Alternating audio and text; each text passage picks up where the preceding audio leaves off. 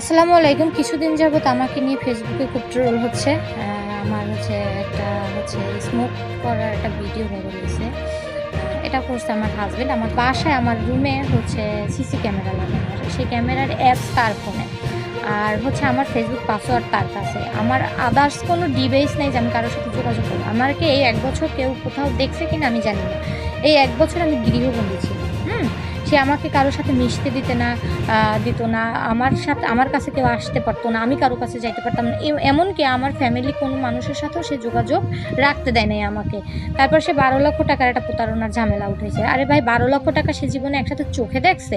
এবং সে বলতেছে আমাকে সে ১২ লক্ষ টাকা দিচ্ছে। সে কীভাবে দিবে? এখন সে বিয়ে করছে, তার সাথে কাবিন আছে, সে বিয়ে করছে। তাইলে সেখানে সে আমাকে খাবার, ভরণ পোষণ এটা সে দিবে না? সে আমাকে আমার বাসা থেকে নিছে, আমাকে সে আলাদা বাসায় রাখছে। সে বাসা ভাড়া দিবে না? সে বাসা ভাড়া আমি নিজে দিছি, আমার কাছে সব ডকুমেন্টস আছে।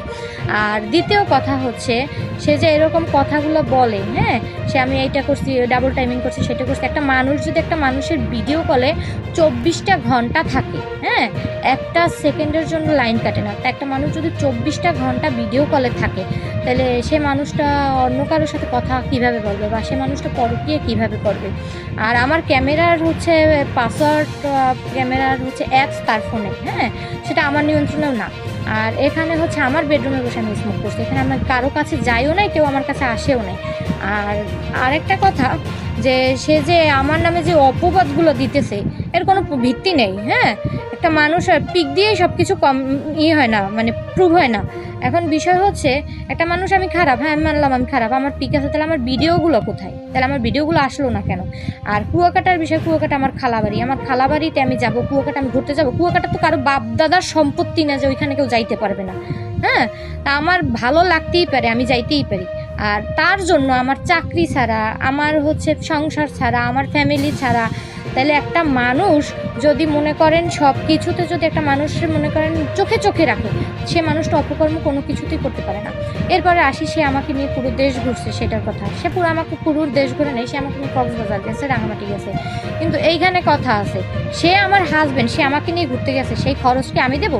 তার বন্ধুর বউ বিয়ে করছে নূতন, তারে ট্রিট দিয়েছে, তাদের হানিমুন সুইস গিফট করছে, তো সেই খরচ কি আমি দেবো?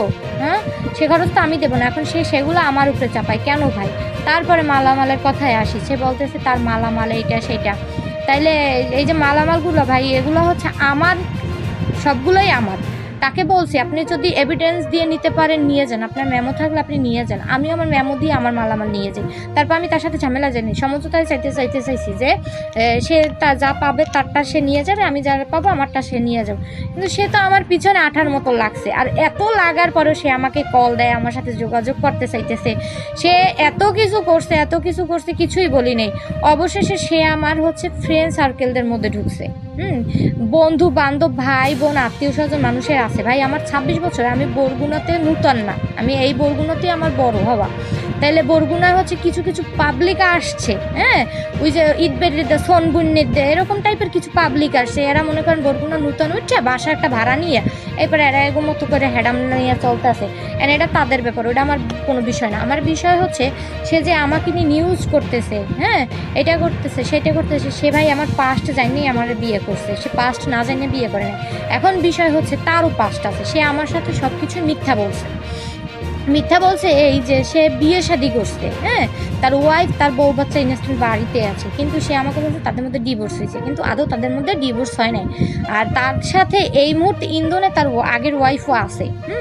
এখন এটা যে আমি শিওর না, আমি বলবো না। আমি আইডি যে কয়টাই খুলি সে সেই কয়টাই খাইতে যাই। তারপরে সে বলতেছে আমি উত্তরায় বাড়ি নিছি, আমি এই করছি সেই করছি। ভাই সেই প্রমাণগুলো আপনি দেন। আর দ্বিতীয় কথা এখানে দেখা যাইতেছে কিছু ইনবক্সের চ্যাটিং। ভাই আমার আইডিটা সে চালায়, তাইলে আমি অন্য আমার আইডি যেহেতু তার নিয়ন্ত্রণে, আমার আইডি আমার নিয়ন্ত্রণেই না, আমি ঢুকতেই পারি না। তাহলে আমি এখানে অন্য কারোর সাথে চ্যাটিংটা কিভাবে করব? সে আমার নাম করে, আমার আইডি দিয়ে, আমার রেজিস্ট্রি করা সিম ব্যবহার করে সে হোয়াটসঅ্যাপে অপকর্ম করে। সে আমার আইডি দিয়ে সে মানুষের সাথে বাজে চ্যাটিং করতেছে, মাদক নিয়ে চ্যাটিং করতেছে। সে আমাকে একটা বিশাল এক ঝামেলায় ফেলাইবে, কিন্তু আমি কোনো মাদকের লাইনেও নাই, আমি কোনো অপকর্মের মধ্যেও নেই। তারপরে সে বলতেছে আমি নাকি হচ্ছে ডাবল টাইমিং করছি। সে কার সাথে ডাবল টাইমিং করছে সেটা সে আনুক, সেটা আনে না কেন সে? তাহলে সে এগুলো না করে, না জেনে, না বুঝে, তার সাথে আমার বিয়ে হয়েছে ফেসবুকে, ঠিক আছে, হ্যাঁ, সে কিন্তু আমার জেনে শুনে বিয়ে করছে, তার সাথে আমি কিছু হাইড রাখি না। আর এই যে বিষয়গুলো, এই বিষয়গুলো আরও আগেই গেছে, আমাদের বিয়ের আগেই এইসব কাহিনীগুলো গেছে। তাহলে সেখানে আমার ফ্রেন্ড আছে, আমার হচ্ছে এক্স আছে। এখানে এক্স বলতে কিছুই হবে না, কারণ এরা আমার সবাই ফ্রেন্ড ছিল। এখন একটা ফ্রেন্ডের সাথে তো প্রেম হয় না, আর প্রেম প্রীতিতে এরা হলো যে মানে চাইলেই হুটহাট হয় না। আর দেখা যাইতেছে যে যেসব ছেলেদের সাথে উঠাইছে, হ্যাঁ আমি প্রেম করছি, আমি যে প্রেম করিনি তা না, প্রেম করছি সেটা তাকে বলা হয়েছে, হ্যাঁ। কিন্তু ভাই এই যে মিথ্যা মিথ্যা পিকগুলো দিয়ে আমাকে দিয়ে এআই দিয়েও ভিডিও বানাইছে, এগুলো আপলোড হয় না, আমার ইনবক্সে আছে। এআই দিয়ে ভিডিও বানাইছে, সে ভিডিওগুলো দিয়ে আমাকে হুমকি দামকি দিতেছে। তারপরে সে বলতেছে সে নিজে এগুলো করে সে আমার নামে আইনি পদক্ষেপ নেবে। ভাই আমার থানায় জিডি করে আমার এসপি অফিসে অভিযোগ দেওয়া আছে, হ্যাঁ, পুলিশ তাদের কাজ করতেছে। প্রশাসনের প্রতি আমার হচ্ছে কি বলবো, অনেক সম্মান, যে তারা হচ্ছে তাদের কাজ করতে চায়, তাদের কাজে আমি কোনো ঝামেলাও দেবো না, হস্তক্ষেপ করবো না, তারা তাদের মতো তাদের কাজ করতেছে। এখন এই ক্ষেত্রে ভাই আপনারা আপনাদের মতো থাকেন, আপনারা আপনাদের এই সাইকো কি বললো না বললো এটা নিয়ে করেন না, হ্যাঁ।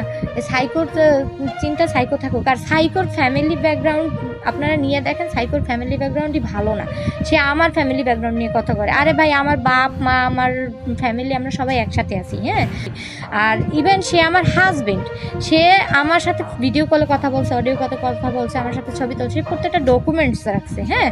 কিন্তু আমি ওয়াইফ হিসাবে আমি এগুলোর ডকুমেন্টস রাখি নেই, কিন্তু তার মতো মেন্টালিটি বা মন মানসিকতা থাকলে অবশ্যই আমিও রাখতাম।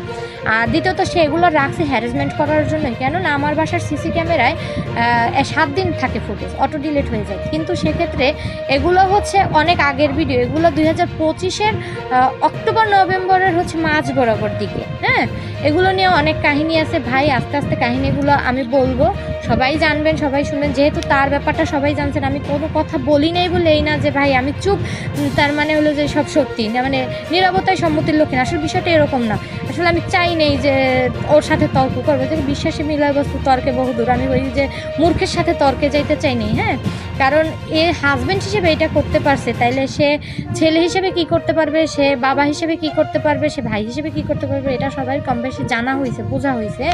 সে মনে করেন আমাকে দিয়ে নিউজ করায়, সে এখন মানুষ নিউজ না করলে সেটা আমার দোষ, আমি কথা বলছি তাদের সাথে, তাদের এখানে পোস্ট করতেছে তার সাংবাদিকদের সাথে ডিল। ভাই ডিলগুলো কোথায়? ডিলগুলো নিয়ে আসেন না কেন আপনি? আপনাকে বলতেছি শুভ সাহেব, আপনি ডিলগুলো নিয়ে আসেন।